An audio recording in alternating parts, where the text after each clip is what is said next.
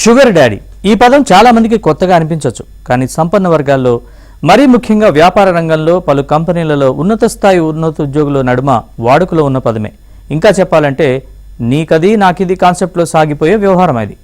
అయితే ఇప్పటివరకు పాశ్చాత్య దేశాలకే పరిమితమైన ఈ వింత పోకడ ఇప్పుడు హైదరాబాద్లోనూ వేగంగా విస్తరిస్తోందన్న వార్తలు ఆందోళన కలిగిస్తున్నాయి.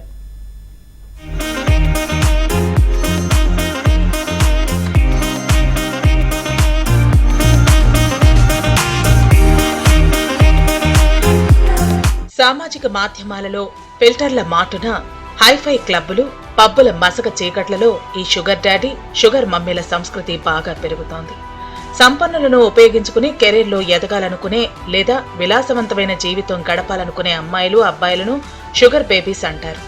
కాలేజీ అమ్మాయిలు, అబ్బాయిలతో పాటు ఉద్యోగాల కోసం నగరానికి వచ్చిన వారు షుగర్ బేబీలుగా మారుతూ ఉంటే, ఉద్యోగ, వ్యాపారంలో ఉన్నత స్థానాలకు ఎదిగి 5-10 వయసుకు దగ్గరలో ఉన్న స్త్రీ పురుషులు షుగర్ డాడీలు, మమ్మీలుగా చలామణి అవుతున్నారు.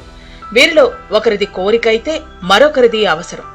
యవ్వనంలో ఉన్న అమ్మాయిలు లేదా అబ్బాయిలకు ఆర్థిక భరోసా, అవసరమైన మెంటర్షిప్ అందిస్తూనే సాహచర్యం, లేదంటే రొమాన్స్ ను ఆశించే షుగర్ డాడీ, మమ్మీల కాన్సెప్ట్ నిజానికి విదేశాల్లో చాలా కాలం నుంచే ఉంది.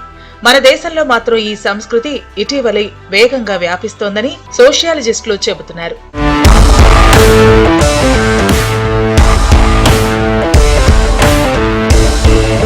హైదరాబాద్ లో ఇటీవల జరిగిన ఒక సుప్రసిద్ధ షోకి పలు సంస్థల సీఈఓలు, ఉన్నతాధికారులు వచ్చారు.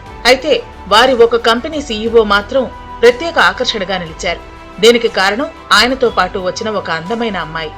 ఆమె ఆయన భార్య కాదు, కుమార్తె కాదు, వ్యక్తిగత సహాయకురాలు, అంతకంటే కాదు. మరెవరు అని ఆరా తీస్తే ఒక అమ్మాయికి 3 నెలల క్రితం పెళ్లయింది.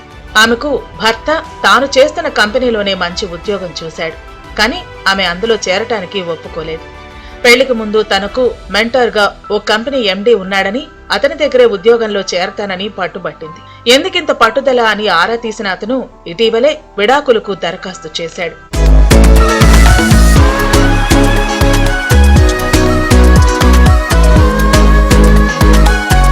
షుగర్ కోటింగ్ అద్దుకున్న ఈ తరహా బంధాలు ప్రస్తుతం 3 కంపెనీలు, 6 హాస్టళ్లుగా వెలిగిపోతున్నాయి. డేటింగ్ సైట్లకు ధీటుగా ఈ షుగర్ సైట్లు పెద్ద ఎత్తున చందాదారులతో దూసుకుపోతున్నాయి. మల్టీ మిలియనీర్లకు మాత్రమే షుగర్ డాడీలుగా మారే అవకాశం ఉన్నప్పటికీ హైదరాబాద్ లో 11,000 మందికి పైగా షుగర్ డాడీలుగా తమ వేదికపై నమోదు చేసుకున్నారని ఓ సైట్ నిర్వాహకులు పేర్కొనటం గమనార్హం. డాడీలే కాదు, షుగర్ మమ్మీలకు కొదవలేదిక్కడ. పబ్లు, క్లబ్లలో, పార్టీలలో ఈ మమ్మీలదే హవా అని ఈ తరహా బంధాలను దగ్గరగా చూసిన వారు చెబుతున్నారు. ఇందులో భావోద్వేగాలకు ఎలాంటి తావు ఉండదు. తనకు ఏం కావాలి, ఏం ఆశిస్తున్నాం, మీకేం కావాలి, ఏం ఆశిస్తున్నారు అనే విషయాలను ముందుగానే ఓ బిజినెస్ కాంట్రాక్ట్ లా మాట్లాడుకుంటారు. కుదిరితే ముందుకెడతారు, లేదంటే అక్కడితో కట్. ఇలాంటి పోకడలు ఇండియాలో ముంబై తర్వాత హైదరాబాద్ లోనే ఎక్కువని తెలుస్తోంది.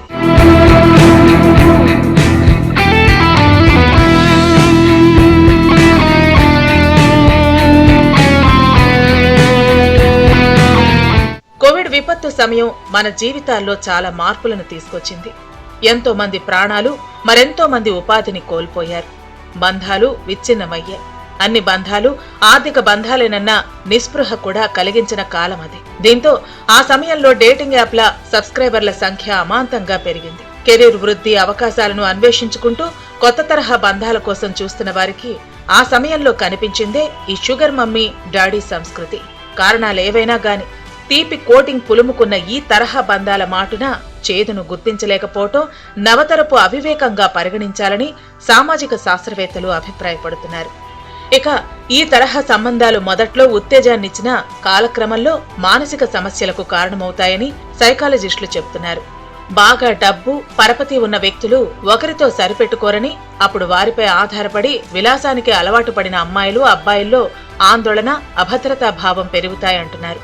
ఈ బంధాలు మానసిక ఆరోగ్యపరంగా ఏమాత్రం శ్రేయస్కరం కాదు అని హెచ్చరిస్తున్నారు.